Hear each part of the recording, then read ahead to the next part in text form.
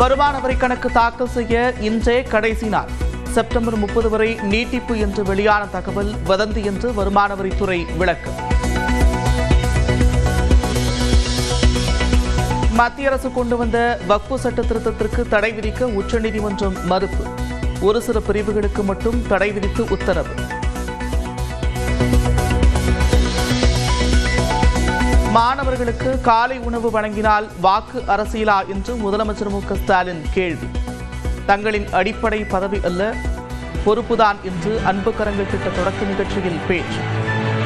பராமரிப்பில் சிறுமி ரம்யா இருக்கிறார். எங்களுடைய அடிப்படைய பதவி அல்ல, பொறுப்பு தான். காலையிலே பள்ளிக்கு பசியோட வர குழந்தையோட வேதனையை பார்த்தேன். காலை உணவு திட்டத்தை உருவாக்கினேன். இன்னைக்கு 21 லட்சம் குழந்தைகளுக்கு நாள்தோறும் சூடா சுவையா சத்தான உணவை பரிமாறுறோம். இது என்ன வாக்கரசியலுக்காக பண்றதா? உரிய ஊதியம் தராமல் ஒப்பந்த செவிலியர்களை தமிழ்நாடு அரசு சுரண்டுவதாக உச்சநீதிமன்றம் கருத்து. மத்திய அரசு உரிய நிதி தராததால் ஊதியம் நிலுவையில் இருப்பதாக தமிழ்நாடு அரசு விளக்கம்.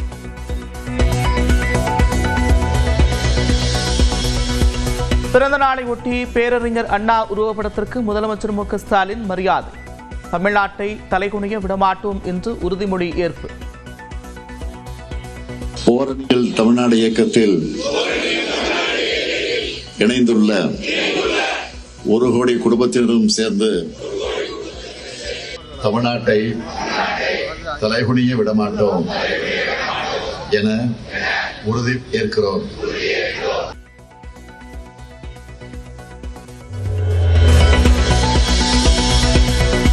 செங்கோட்டையனுடன் தினமும் பேசிக் கொண்டிருப்பதாக ஓ பன்னீர்செல்வம் பேட்டி. சசிகலா, செங்கோட்டையன் ஆகியோரை விரைவில் சந்திக்க இருப்பதாகவும் உறுதி. விரைவில் நீங்களாம் அடுத்த வாரத்துல சந்திக்க இருக்கிறதா ஒரு தகவல் வருது. உண்மையா நீங்க சசிகலா, செங்கோட்டையன் எல்லாரும் மீட் பண்ண இருக்கிறதா வர தகவல், அப்படி ஒரு திட்டம் இருக்கா? அந்த ஒரு நல்ல நிகழ்வு உறுதியாக நடக்கும். ஆசிய கோப்பை கிரிக்கெட் தொடரில் பாகிஸ்தான் அணி வீரர்களுடன் இந்திய வீரர்கள் கைகுலுக்காததற்கு எதிர்ப்பு. ஆசிய கிரிக்கெட் கவுன்சிலில் பாகிஸ்தான் கிரிக்கெட் அணி நிர்வாகம் முறையீடு.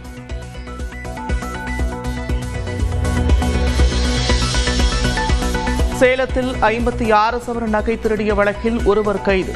42 சவரன் நகைகளை மீட்ட காவலர்கள்.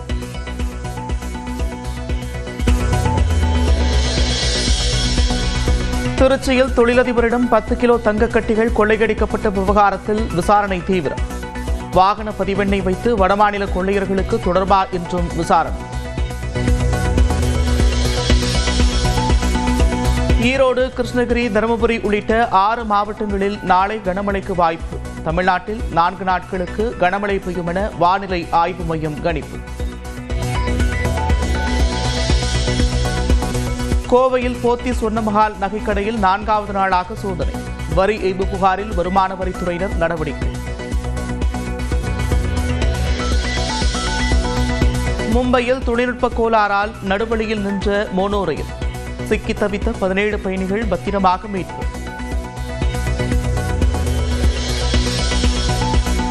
மும்பையில் கனமழையால் சாலைகளில் நீர் தேங்கி வாகன ஓட்டிகள் அவதி.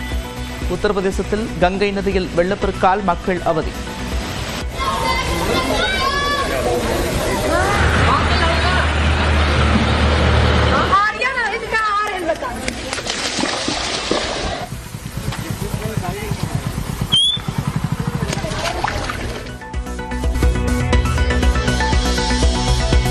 காசாவில் எஞ்சியுள்ள கட்டடங்களை அழிக்கும் பணியை தீவிரப்படுத்திய இஸ்ரேல்.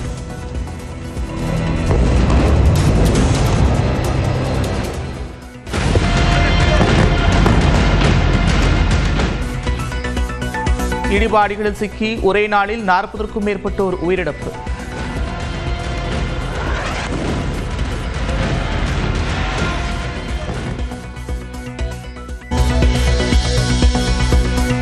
வருமான வரி கணக்கு தாக்கல் செய்ய இன்றே கடைசி நாள். செப்டம்பர் 30 வரை நீட்டிப்பு என்று வெளியான தகவல் வதந்தி என்று வருமான வரித்துறை விளக்கம். மத்திய அரசு கொண்டு வந்த வக்ஃபு சட்ட திருத்தத்திற்கு தடை விதிக்க உச்சநீதிமன்றம் மறுப்பு.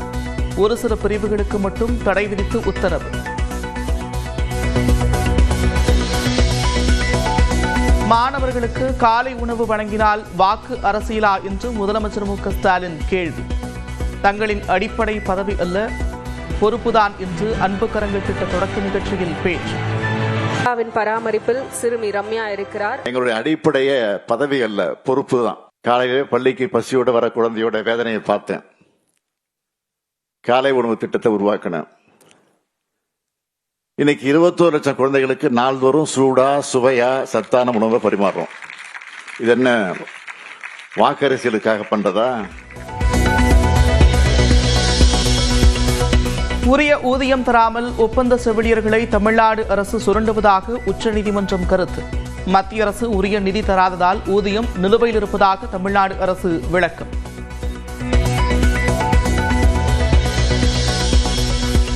பிறந்த நாளை ஒட்டி பேரறிஞர் அண்ணா உருவப்படத்திற்கு முதலமைச்சர் மு க ஸ்டாலின் மரியாதை. தமிழ்நாட்டை தலைகுனிய விடமாட்டோம் என்று உறுதிமொழி ஏற்பு. ஓரணிகள் தமிழ்நாடு இயக்கத்தில் இணைந்துள்ள 1 கோடி குடும்பத்தினரும் சேர்ந்து தமிழ்நாட்டை தலைகுனிய விடமாட்டோம் என உறுதி ஏற்கிறோம்.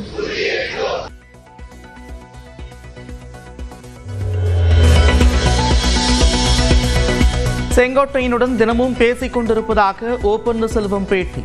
சசிகலா, செங்கோட்டையன் ஆகியோரை விரைவில் சந்திக்க இருப்பதாகவும் உறுதி. விரைவில் நீங்கெல்லாம் அடுத்த வாரத்துல சந்திக்க இருக்கிறதா ஒரு தகவல் வருது. உண்மையா? நீங்க சசிகலா, செங்கோட்டையன் எல்லாரும் மீட் பண்ண இருக்கிறதா வர தகவல், அப்படி ஒரு திட்டம் இருக்கா? அந்த ஒரு நல்ல நிகழ்வு உறுதியாக நடக்கும். ஆசிய கோப்பை கிரிக்கெட் தொடரில் பாகிஸ்தான் அணி வீரர்களுடன் இந்திய வீரர்கள் கைகுலுக்காததற்கு எதிர்ப்பு. ஆசிய கிரிக்கெட் கவுன்சிலில் பாகிஸ்தான் கிரிக்கெட் அணி நிர்வாகம் முறையீடு.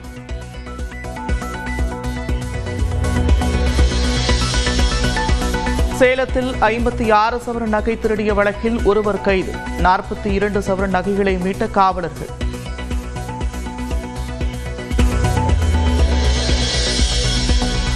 திருச்சியில் தொழிலதிபரிடம் 10 கிலோ தங்கக்கட்டிகள் கொள்ளையடிக்கப்பட்ட விவகாரத்தில் விசாரணை தீவிரம். வாகன பதிவெண்ணை வைத்து வடமாநில கொள்ளையர்களுக்கு தொடர்பா என்றும் விசாரணை. ஈரோடு, கிருஷ்ணகிரி, தருமபுரி உள்ளிட்ட 6 மாவட்டங்களில் நாளை கனமழைக்கு வாய்ப்பு. தமிழ்நாட்டில் 4 நாட்களுக்கு கனமழை பெய்யும் என வானிலை ஆய்வு மையம் கணிப்பு. கோவையில் போத்தி சொர்ணமஹால் நகைக்கடையில் 4வது நாளாக சோதனை. வரி ஏய்ப்பு புகாரில் வருமான வரித்துறையினர் நடவடிக்கை. மும்பையில் தொழில்நுட்ப கோளாறால் நடுவழியில் நின்ற மோனோ ரயில். சிக்கி தவித்த 17 பயணிகள் பத்திரமாக மீட்பு.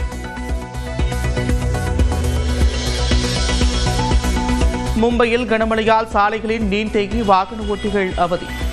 உத்தரப்பிரதேசத்தில் கங்கை நதியில் வெள்ளப்பெருக்கால் மக்கள் அவதி.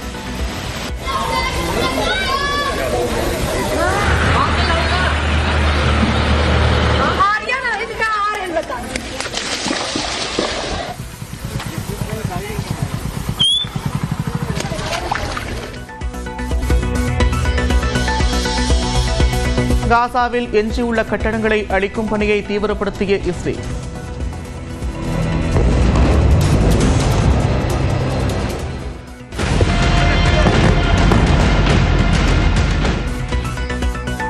இடிபாடுகளில் சிக்கி ஒரே நாளில் 40க்கும் மேற்பட்டோர் உயிரிழப்பு.